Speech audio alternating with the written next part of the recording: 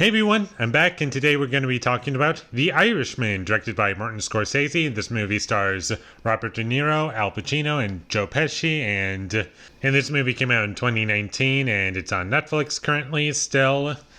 And I saw it once before, I really loved it, and seeing it again, I still really love this movie. I think it's a really great film from Martin Scorsese, and this movie is 3.5 hours long, but I don't really mind it because each scene pretty much needs to be there, and even if you feel as though something isn't quite necessary overall, there's still some purpose towards it. And it's either for comedy or to push the story forward, and there's plenty of montages in the movie that move the story forward, and there's a decent amount of narration. The story is always interesting to watch, and there's lots of great characters and great performances and great makeup.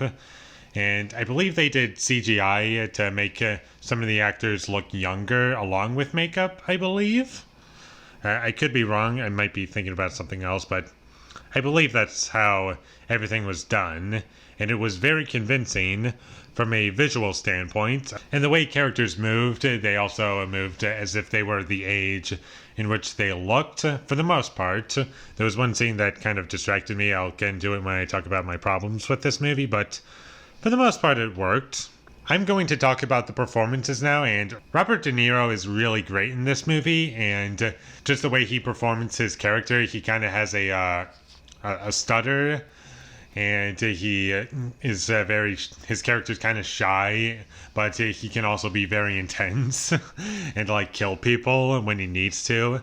But when it comes to social skills, he's very very kind and not really a violent person. It's just mostly his actions where that's reflected in, or he's more violent. And I really love Joe Pesci in this movie. He's not playing a joke in this movie. He's more of a force to be reckoned with, almost. Like, almost a villain and a very interesting character. And I really loved watching him in this movie. Al Pacino is probably the best part of this movie for me. He was great in this role. He plays Jimmy Hoffa, and the way he plays him is just so fun for me. And every scene, he's just making the most of his character. And his character has a lot of jokes, and he's just making fun of people, and is also pretty... He has no problem offending people and giving them a hard time. And it's great. He was my favorite part of the movie. I think the music in this movie was great, although they kind of do use it a couple too many times. But for the most part, I was fine with it.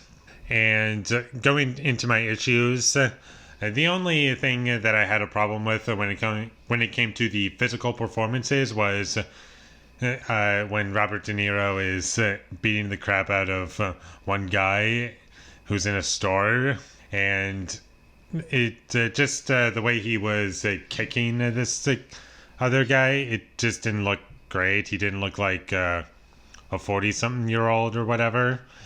I just didn't buy it. But for the most part, I was convinced by the physical performances of everyone in terms of their age. I didn't have much issue with anything else.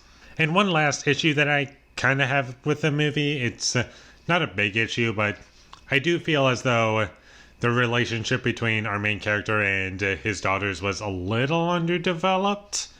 Just a little bit. I would have preferred a little bit more, but overall, I was really satisfied with what I got out of a 3.5 hour movie. And I don't think there's much else you could explore in this story.